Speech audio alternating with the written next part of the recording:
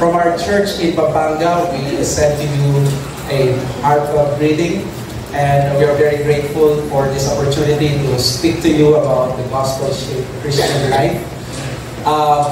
They say that my name is Ramen, but I am the person whose name is Ramen, but I'm not really a fan of ramen. I like sushi and sashimi, but not ramen. But anyway, it's really a high privilege for me to speak to you. It's my first time to attend your conference, your assembly. So let us go to the Lord in prayer. Dear Heavenly Father, we come to you with this acknowledgement that we are nothing before you. We are dust before you, Lord, but you are high, you are transcendent, you are sovereign, and you are powerful. In fact, Lord, you have planned that you would send your Son, the Lord Jesus Christ, to die for our sins. And we thank you for this opportunity to hear once more the gospel. We thank you for this conference and this assembly wherein we are talking about a very vital, very essential topic on the gospel-shaped necessities in our Christian lives, churches, and in our ministries.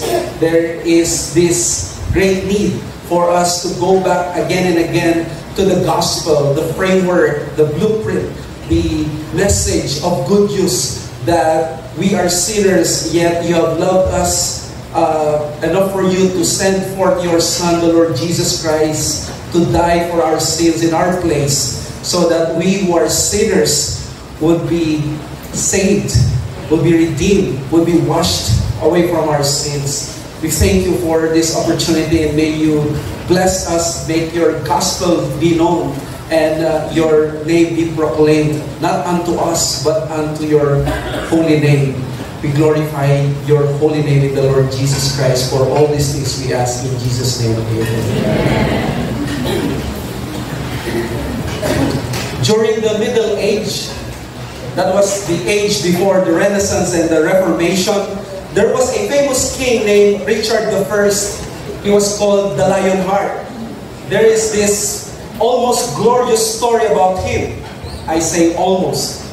Dahil hindi siya namatay sa giyera, pero sa kakaibang paraan. While he was walking casually around the castle, he was accidentally hit by a crossbow ng isang batang lalaki. Hindi ganun ka-fatal yung nangyari sa kanya, but Richard soon realized that the wound became gangrenous. In other words, he was about to die. Before dying, this ruthless king, he was known as an evil king. He did the most unexpected. He asked this person na nakatama sa kanya, yung salarin, and against his ruthlessness, suddenly, in front of all people, he forgave and he let the boy go. Well, this story, okay na sanang lahat. It will be an incredible story of forgiveness and reconciliation. But the problem was, it was the Dark Ages, where mercy was at the most minimum and most rare. After Richard died, what happened was his servants seized the young man. Ang ginawa ng mga tauhan niya, dahil galit sa batang ito, binalatan siya ng buhay. Here's a glorious story of a king sending forth and dispensing this rare forgiveness, but spoiled by his servants. As I think about our calling and our place in our ministries, may never be mentioned among the servants of the King Jesus that his glorious gospel will be misrepresented. May these servants of Christ na katulad namin continue to be faithful stewards of the glorious gospel of Jesus Christ. And if there is a person who was really faithful in proclaiming the gospel of the Lord Jesus Christ, there is none other person in the history of mankind except, of course, the Lord Jesus, but his disciple, the Apostle Paul. At dito, sa babasahin natin sa Romans chapter 16, verses 21 to 27, we will see here the final words of the Apostle Paul in his explanation about the greatest exposition of the gospel. If you want to know anong book ang paglalaman ng pinakamalinaw na explanation ng Ebanghelyo na hindi ka malilito, it should be the book of Romans. At dito babanggitin ni Paul, kahit patapos na siya, he can't stop talking about the gospel. And now, we will read to you itong Romans 16:25 to 27 para makita natin this summary of everything that he has said in the gospel of the letter according to Paul, the letter of Paul to the Romans. This is the inspired, inerrant, infallible Word of God. Verse 25. Now to Him who is able to strengthen you according to my gospel and the preaching of Jesus Christ, according to the revelation of the mystery that was kept secret for long ages, but has now been disclosed, and through the prophetic writings has been made known to all nations, according to the command of the eternal God, to bring about the obedience of faith. To the only wise God be glory forevermore through Jesus Christ. Amen. Brothers and sisters, this is the word of Christ. And according to our speaker, it is already settled. Thank God. Thank you, Pastor. Finally, the greatest letter that was ever written in history of mankind comes to an end. This was the greatest letter na naisulat. At alam nyo, napakaraming mga bagay na nai-contribute dito sa history with its powerful influence in the theological health of the church. Its contribution to the deep and solid understanding of salvation in Christ, and with its mighty role in the conversion of great men like Augustine, Luther, John Wesley, and many more people. In fact, one of our members is now 80 years old. He told me that while reading upon Romans, he was converted, he was saved by the grace of the Lord Jesus Christ. The letter of Paul to the Romans is considered the biblical and the Bible systematic theology on salvation. In other words, this is your best textbook about the gospel. And what is the gospel about? The gospel is all about the salvation of man. This is the most important matter to the souls of men. Importante ang pag-aasawa, importante ang pagtatrabaho. It is important that we have a society that is righteous, but none compares to that importance of the gospel, because at the end of the day, we will face God in the judgment day, and it will determine where we will spend our eternity with Christ or an eternity without the Lord Jesus Christ. Kaya dito sa Romans 16, as Paul ends this greatest letter, hindi papayag siya na tatapusin niya itong most important book in the Bible sa isang typical na benediction at pagbati lamang. Hindi rin siya papayag na sasabihin, okay, God bless you, I wish you well. No. What Paul has done in chapter 16, verses 25 to 27, is he used this to summarize everything that he has said from chapters 1 to 16 before this doxology. And he ended these things na sinabi niya in a summarized way in the form of doxology or praising way. This is how he ended the most influential letter in history, by picking the most important subject, that is salvation, and he phrased it in a praising way, or yung doxology. Yung doxology means from two Greek words, doxa, praise, glory, honor, logos, saying, to say praise. That is praise saying. And you know, the Bible writers, when they speak about these things, suddenly, when they write the Word of God, suddenly, they cannot control themselves, di ba? Parang biglang napapatigil sila mismo. Sobrang mabigat, sobrang heavy, sobrang glorious, sobrang majestic ng kanilang binabasa, ng sinusulat nila na mapapatigil sila, and they just cannot continue but to express praise. And guess what? There are things in Ephesians 3 when Paul thought about the church, the glory of the church. Ganun din ang nangyari. Nagkaroon din ng doxology sa chapter 3. Nung pinag-usapan yung chapter 9 to 11 about the gospel, napahiyaw si Paul. He said, oh, the depth of the riches and the wisdom and the knowledge of God. How unsearchable are His judgment and how inscrutable His ways. Paano nangyari na nagawa ng Diyos na yung tao makasalanan siya? Punong-puno siya ng rebellion sa chapters 1 to 3. He hated God. He hates God. He is a rebellious creature. Yet according to Genesis or Romans chapter 3 verses 21 to 26, God has done a solution para sa kanyang kasalanan. And that is to send forth His Son. At ang sabi niya, hindi niya pwedeng i-condone ang kasalanan. He cannot just tolerate sin, but He has to punish it. But at the same time, He wanted to save man from his sin. And what happened? According to Romans 3:21 to 26, He sent forth the Lord Jesus Christ so that God would be just and justifier of those who have faith in Jesus. Wow! I like this. I'm a Filipino. Many Filipinos, they believe that they will go to heaven just because of being good people. They would go to heaven because of their tradition. But suddenly the gospel tells me that it is not because of what you do. It is because of what God has done for you. And you believe it, you receive it by faith in the Lord Jesus Christ. That is why Reverend Charles, a theologian, said, this doxology is not a liturgical response of the letter's recipients to Paul's words, but a liturgical response of Paul to the subject of his book. Sobrang bigat, majestic, ng glorious talaga ng gospel na napahiyaw siya. Tayo umawit tayo kanina, why?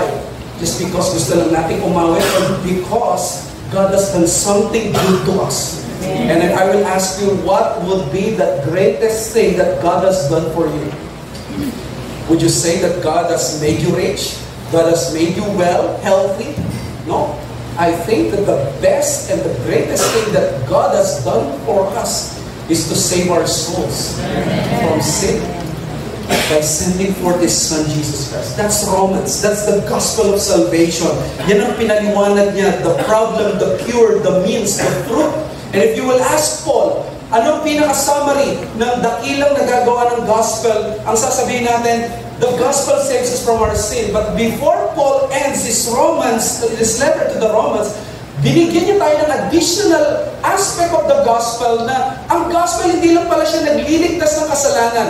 The gospel doesn't only wash away our sins. It doesn't only gives us an entry to the Christian life. You know what does the gospel do also? The gospel also sanctifies us. The gospel is also not only the entry to the Christian life, it is the path and the life of the Christian. That is our message this morning. We can't help but end up in praise because the gospel we receive does not only save us, but also sanctifies us. Remember this. Tayo dito sa Pilipinas, we always hear the gospel is for the unbelievers. Receive the Lord Jesus Christ and you will be saved. That is true. That is right. Praise the Lord for that. Sometimes the gospel, ini-stop natin doon. At kapag naligtas na, nasa church na, we don't talk about much of the gospel. But as your theme assumes, the gospel is not only the entry to the Christian life, ang gospel natin should also be, yung Christian life natin should also be gospel-shaped. The gospel gives shapes the way we think of the ministry. The gospel gives shape to the way we do things. The gospel gives shape why we do these things, why are we going in this kind of direction. For example, why are we going church planting, missions? Because of what the gospel says. If the gospel is so precious that it is the only message that can redeem sinful men, then therefore we have to send our people to the farthest of the earth. That is the reason why the gospel came to the Philippines. Because some Westerners were so blessed of the gospel that they received, and then they have that burden to share that the only solution for our sins is not by bowing to our anitos and recognizing these mountains as our saviors, but the explicit knowledge that the Lord Jesus Christ saves us. Thank God that the gospel has reached in my shore. I was in Cebu one time, and I saw that original cross of Magellan, and it was a sobering moment for me. I had got teary-eyed on the knowledge, on the thing that at least there was this cross that came to my land. But of course, we know that the gospel that came 500 years ago was not the gospel that was so pure. We want the gospel that is very clear. The gospel that teaches that only the Lord Jesus Christ saves us from our sins. That is the reason why Paul said, the gospel strengthens you. The word is the Greek sterizo, that means to establish. That is used to hold to something up. The technical term means to nurture. In other words, it means to sanctify. Pero dito ginamit ni Paul ang context niya that the gospel doesn't only save our souls, it also establishes us against temptations. In other words, pinapalakas tayo ng Ebanghelyo. Gusto mo tanongin, anong sikreto para lumakas ako sa pananampalataya? Gusto natin malaman, what is the secret of the Christian life? What is the way so that we can be strong in our faith? And according to Romans 16, there are a lot of things, of course, but there is one thing that Paul said. One secret is this: you strengthen yourself with the gospel. You have to understand what the gospel is. You have to embrace it, and you have to believe it, and then you have to lean upon it. The gospel is not only the entry point to the Christian life, it is also the way to grow and to be fruitful. Or what kind of encouragement and hope ang gugustuhin mo pang marinig except dito na may pwede kang panghawakan na ebanghelyo sa mga panahon na mahirap ang Christian life. Yes, the truth is Christian life is difficult. That is why we need the grace of God to fulfill it. We need to follow the teachings of the Lord Jesus Christ. And here, the Bible says, the gospel is meant to sanctify us. Now, from this text, what is this gospel that truly is able to establish and strengthen us? How does the gospel sanctify us? Well, I have two answers here. The first one, the gospel sanctifies because it preaches the whole Christ. And number two, the gospel sanctifies because it produces full commitment. Well, it is related actually to what we heard in the first session about obedience. And this is how the gospel sanctifies. The gospel sanctifies because it presents to us who Christ is, the whole Christ. According to verse 25, let me read to you verse 25 once more. Now to him who is able to strengthen you according to my gospel and the preaching of Jesus Christ, according to the revelation of the mystery that was kept secret for long ages. Let's just stop there. Let us just try to chew on this first point. That the gospel sanctifies because it preaches the whole Christ. Alam niyo po, the word "and", doon sa verse 25, you have your Bible, o dyan sa handouts niyo, the word "and", in, according to my gospel, and the preaching of Jesus Christ, should be translated even. Yan ang Greek niya, ang tawag dyan exegetical. In other words, ina-add yung word to clarify the meaning, para mas maintindihan. So parang sinabi niya dyan, according to my gospel, para maintindihan yung gospel ko, binigyan pa niya ng salita. Yung gospel na yun yung preaching of Jesus Christ. So, the gospel of Paul is the gospel that preaches about Jesus Christ. In other words, there are gospels that are not about the Lord Jesus Christ. There are gospels that are no gospel at all, according to Galatians 1. In fact, Paul said, when there is someone who will bring to you this gospel who is not like the gospel that we bring, you call that person anathema. In other words, what we are saying here, the gospel that is from the Bible is the gospel that preaches the whole Christ. That is the proclamation of Jesus Christ. Kaya yung word na preaching of Jesus Christ, di ba, yung pinanggalingan niyan is the keros, the kerigma. The keros is the town crier, the person who brings the message of the king. At kapag spokesperson ka ng king, pwede mo palitan yung message ng king or your life would be in danger. Di mo pwedeng dagdagan, bawasan, di mo pwedeng palitan. No subtraction, no addition, and no alteration. Or else, you're finished. At yun yung keros, proclaimer of the gospel. And what we have is this. Ano yung proclamation dito? Does it mean the act of preaching or the content of preaching? If we will say the act of preaching, we will say na ang nagliligtas ay yung uri ng pangangaral ni Kristo. The preaching of Jesus Christ Himself. But actually, the correct answer here is the content. In other words, the way I should gauge this person preaching to me is not actually by his name or by his, of course, race or by his age or by his denomination, but by the content of his preaching. What is his preaching? What is the content of his preaching? According to Romans 16, it is the preaching about the Lord Jesus Christ. It is the preaching of Christ as Savior of the world. Ito yung pinakamahalaga, pinakakailangan natin. That is why he said the revelation of the mystery, that is the word mysterion, that is a Pauline favorite. Paul is saying something na secret dati, secret, pero nakatago yan sa mata ng tao, sa pangunawa ng tao, hindi maintindihan yan, hindi mo malalaman yan unless i-reveal ng Diyos. And many things in the New Testament, di ba, ganon, na mystery pero ni-reveal ng Diyos. Hindi natin malalaman without the revelation of the Lord Jesus Christ. Di ba? For example, kung hindi ni-reveal ng Diyos ang mystery ng marriage, many of us would think that marriage would only terminate between the love between the husband and wife. But because of the revelation of Ephesians 5, marriage is pointing to the relationship of Christ and His church. That is a mystery that was revealed. At dito sabi niya, paano na-reveal ang gospel ni Christ? Paano na-reveal? Ay doon po sa verse 25, ang sabi niya, through the prophetic writing of the Old Testament. Paano yun? Prophetic writing of the Old Testament? Isn't it in the Old Testament medyo parang malabo pero nag-disclose ay Old Testament?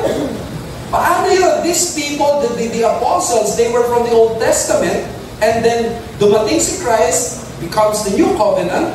What happens here is actually, naintindihan nila ngayon yung Old Testament because dumating si Christ. Ito yung tinatawag na Christ event. Nung dumating si Christ, suddenly those Old Testament texts that have been hidden, yung identity and ministry ng Messiah has now become clear.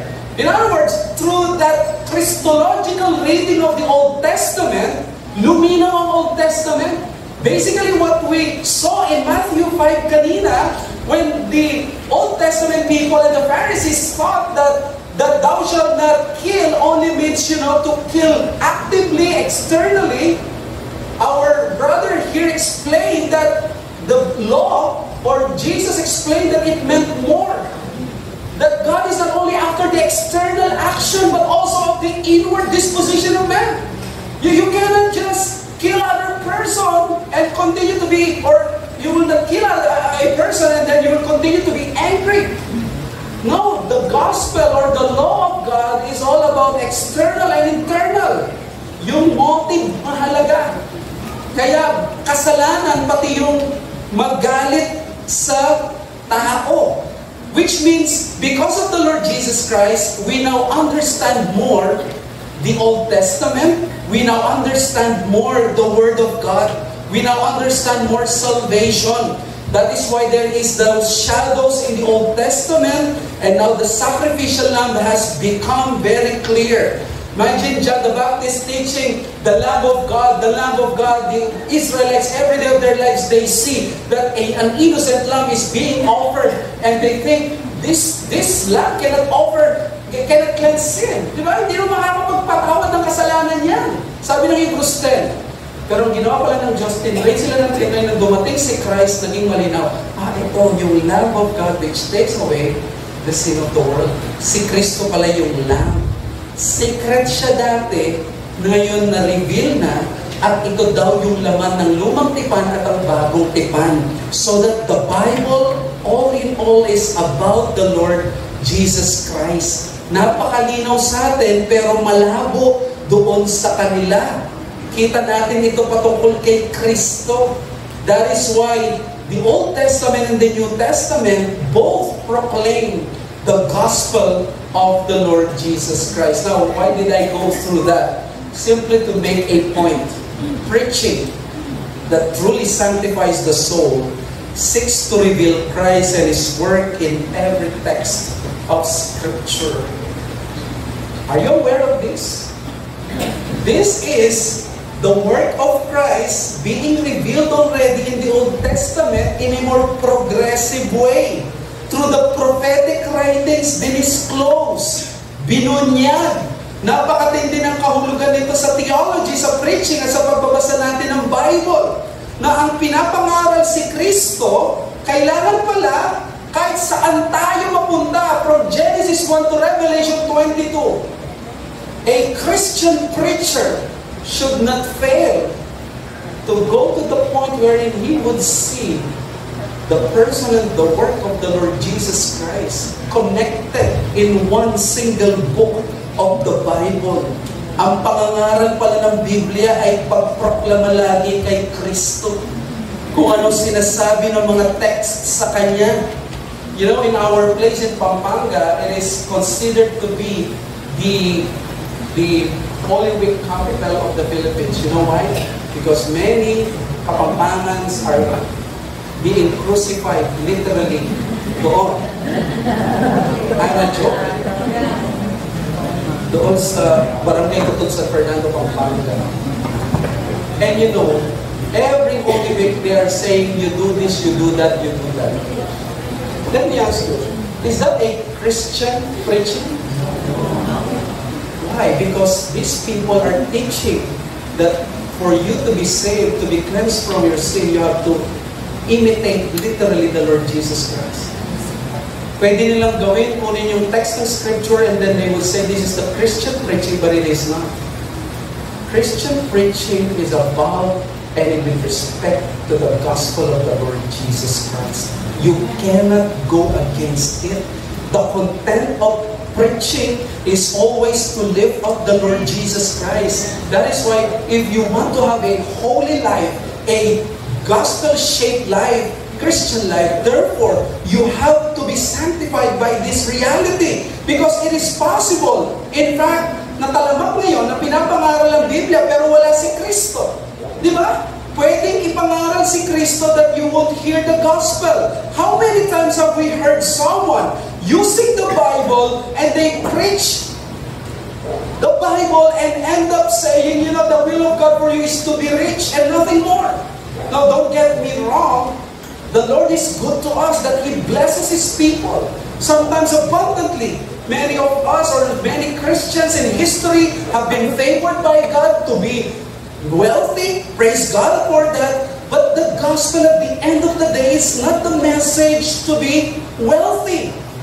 How many times na pumunta sa harapan ninyo, nangaral ng salita ng Diyos, hinawakan niya yung prophetic writings, but instead of hearing how you need Christ and His tender mercies, ang mas narinig mo sa Kanya ay gaano ka kabanal yung nagsasalita, gaano siya kasikat, gaano ka kagaling, gaano the rest ay sabihin natin puro jokes or bad example yung mga ibang tao.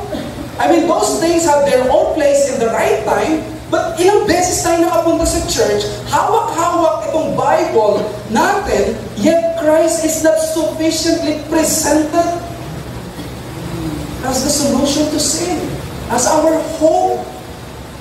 I want to go to church wherein I would hear the problems of my life, that the end solution of those problems na hindi ko maririnig sa iba. It will not be temporal, but it is eternal. And that is the message of the Lord Jesus Christ. And how many times then have we seen programs being propagated in ministries? Ang magiging preaching is paano tayo dumami sa bilang. Paano tayo yumaman? Paano lumaki yung mga ganito? It was always a sermon about our kingdom. But none are preaching anymore that what we need at the end of the day is to be reminded how dead we are in sin. Na kahit gaano ka kabait ngayon, you are inclined to sin.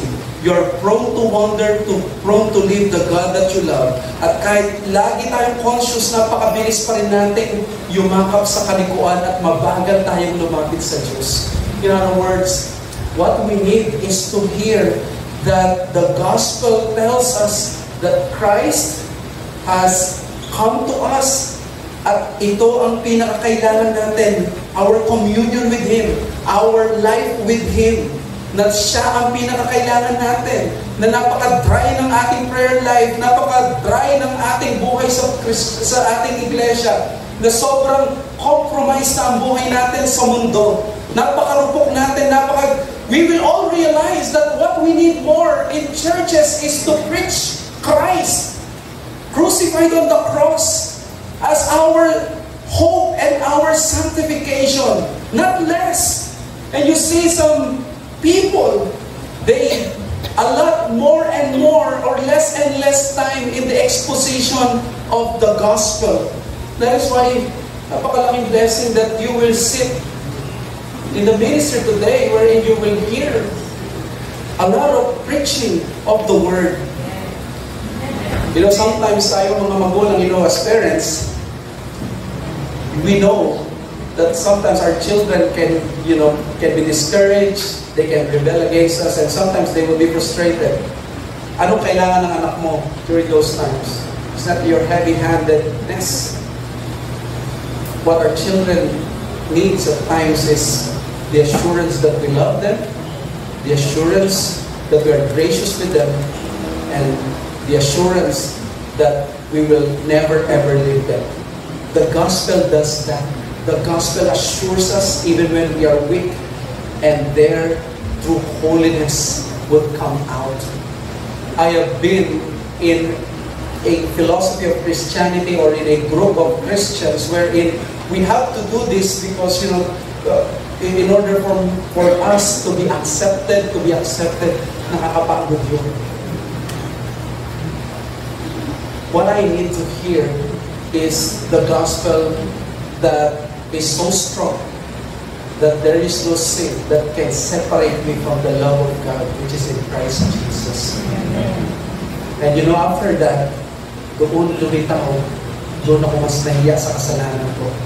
That is where I got more embarrassed and more ashamed of my sinfulness. And then that is where I learned to obey God and Christ and His Word even to difficult by His power and with love. So therefore, brothers and sisters, that Christ has more mercy in us, that has more mercy to us than our sin in us, that He is our high priest who is able to sympathize us with our weakness. This gospel-shaped Christian life is that we need a Christian life where Christ is not merely an accessory but the center, the content, the object, the spiritual and the object of our church life. Ang Christian life natin dapat inuhugis ng Ebanghelyo. But look at many models of Christian life today. Ano yung humuhugis sa Christian life? The unquenchable thirst of man-made messages. Ang humuhugis yung kagustuhan sa mga ibang bagay. Gusto ng ibang churches that they will have this, they will have that. But us, we want Christ. We want Christ. Sabi ng 1 Corinthians 2:2-5, "For I decided to know nothing among you except Jesus Christ and Him crucified, and I was with you in weakness and in fear and much trembling. And my speech and my message were not in plausible words of wisdom, but in demonstration of the Spirit and of power, so that your faith might not rest in the wisdom of men, but in the power of God."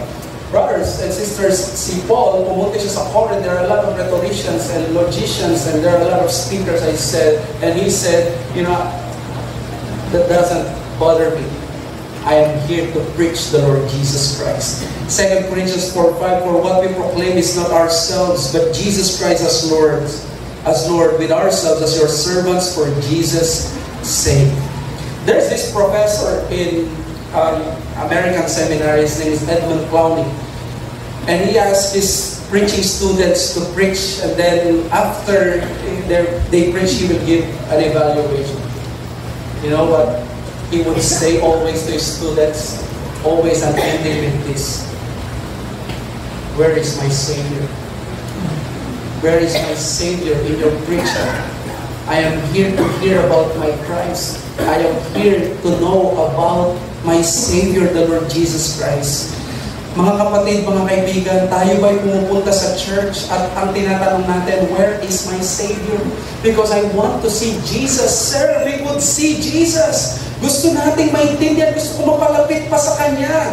Ganito ang mga apostol in Acts chapter 2 when they preached in Pentecost. They said that their message was not about being kind, being good. Their message is about Jesus Christ saving them from their sins. And according to 1 Corinthians 10:5, for they drank from that spiritual rock that followed them, and the rock was Christ. Even the Apostle Paul saw Jesus Christ in the Old Testament. Luke 24:26-27. Was it not necessary that Christ should suffer these things and enter His glory?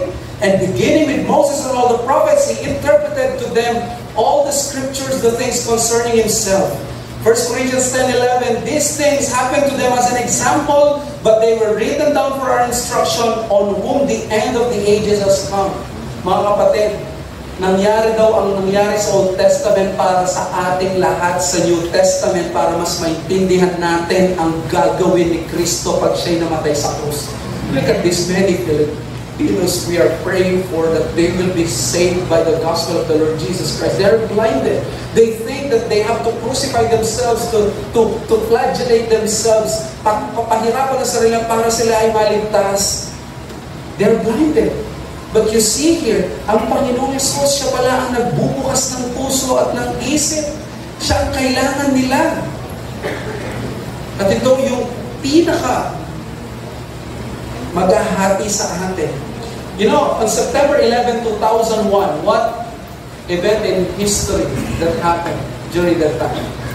The 9/11.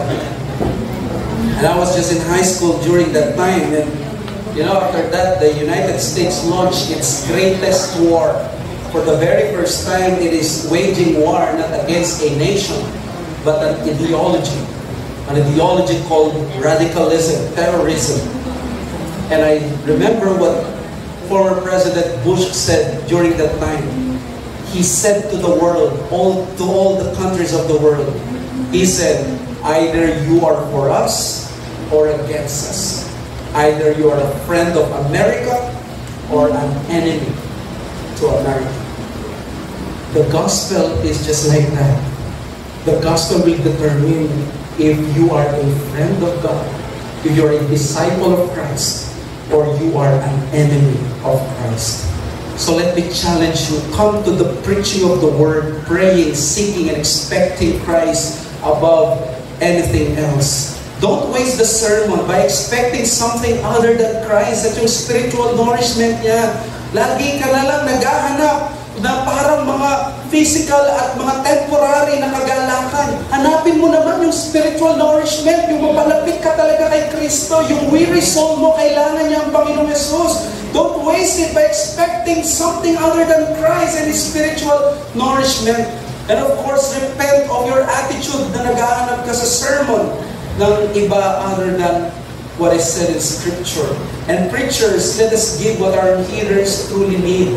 Our members, they are battered by doubts and sin, and they need the sure promises of Christ. Blessed assurance. Ito yung kailangan ng ating mga members. And let us remember that our people, they have been in marriages, nagkaawayan, walang pansinan sa work, nagreklamo, nasaktan. Ang kailangan nila ay ang Panginoon, natanggap pa rin sila kahit sa kabila ng kanilang mga kasalanan. Pero magtutuloy sila sa kabanalan. Sabi ni Spurgeon, beware of a preacher who does not mention Christ. Run away from him. So mga kapatid, please pray for us. Pray for your preachers and pastors so that we will be able to show to you how Christ has given us Himself so that we can be holy, and how He saves us. Secondly and lastly, and I will end with this, the gospel sanctifies because it produces full commitment. Twice Paul mentioned the planned end result of the revelation of the mystery. According sa kanyang proclamation ni Christ, ito ang ending. All nations will hear the gospel and they will be obedient to the faith. And He has made known to all nations according to the command of the eternal God. This is not about the Great Commission actually that He would make known to all nations according to the command of the eternal God. Ano ngayon ang ibig niya sabihin? This is not actually the Great Commission. This is about the sovereign determination of God na ang gospel pupunta hindi lang sa Jerusalem, sa Europe, hindi lang sa Amerika, kundi sa lahat ng bahagi ng mundo. So in conclusion, in practical application, it is also the Great Commission. In other words, fulfillment stage ito. God is now calling all countries to recognize Christ because He has died already on the cross. He is now calling everyone to bow down their knees and to recognize His Lordship. The end point of the gospel is what? Missions, church planting, the Great Commission. It is not merely to satisfy yung intellectualism natin. And I admit that many Reformed people, they end up, being intellectual lamang. It cannot be according to this passage. It should be obedience to the faith. The ending should be obedience. Dapat may pagbabago sa buhay. That is the point. The gospel is so able and so powerful that it demands all nations no less than obedience of faith. So, probably pwede mo sabihin, I know a lot of things theology, I know a lot of things in history, but the question is, do you obey the teachings of Jesus? Do you obey the faith of the Lord Jesus Christ? Christianity and its gospel, since it is only the message from God, the superior among faith beliefs in this world, may dalawang bagay na gusto ko mabilis na sabihin.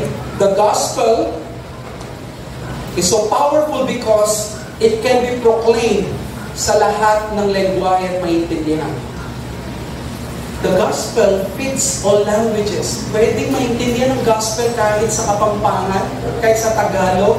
Hindi natin kailangan na maging Greek lagi at manatili sa Hebrew, manatili sa English. The gospel can be heard in different dialects because it is rich, it is powerful, that every tribe and tongue will be able to understand it by the grace of God. Kaya ang gospel, it can fit to all nations, it can fit to all ages. Walang pwede magsabi, that the gospel is so Western, it's for the Westerners. No, the gospel is for sinful men. As long as a person is sinful, he needs the gospel. And then, sabi ng Revelation 7:9, from every nation, from all tribes, peoples, and languages, in the revelation of God, in the great consummation, lahat haharap, mga taga-Tagaytay, mga taga-Pampanga, taga-Amerika, taga-Thailand, Nepal, taga-Nigeria, everyone, we will gather around this. Ingles, Germans, lahat Pilipino. That is the power of the gospel. And the gospel is so powerful because it demands obedience of faith. So powerful it is that it can transform a seemingly impossible case of a callous, rebellious, and heartless sinner. Yan sabi ng 1 Peter 1-2. Tayo niligtas for the obedience to Jesus Christ.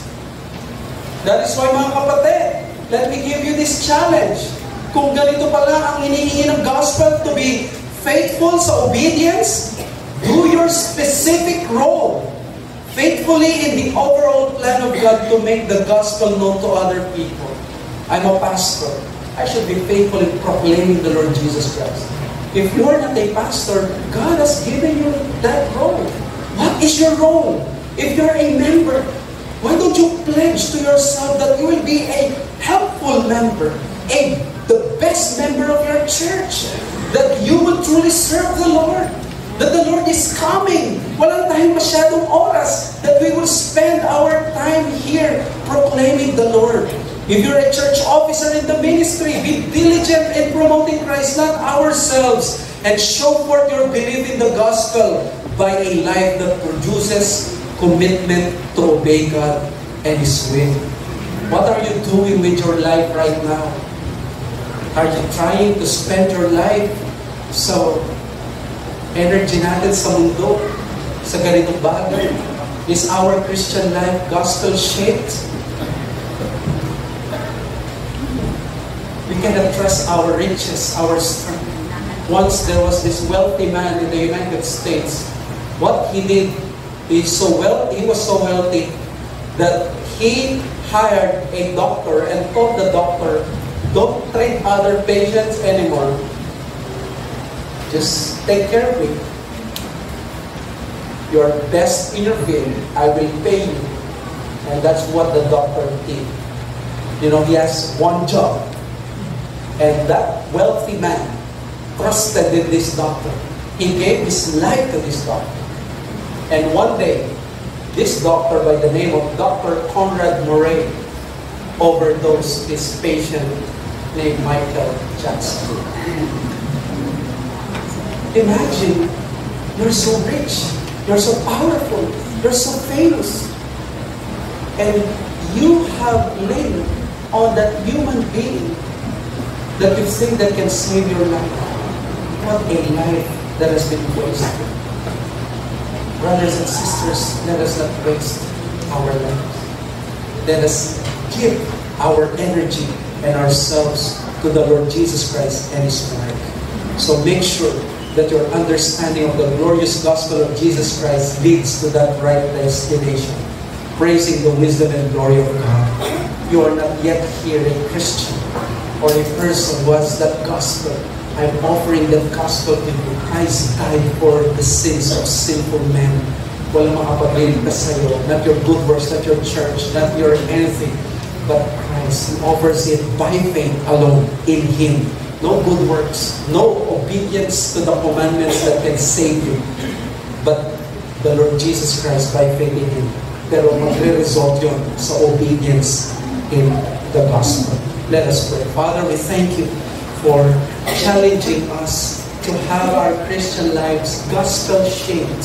It is not enough that our Christian lives are normal. We should give our lives upon you. We should do our best to be more Christ-centered, to be more obedient to your word. These are the things that make our Christian lives gospel-shaped. Work in the hearts of leaders and the churches that are being represented here.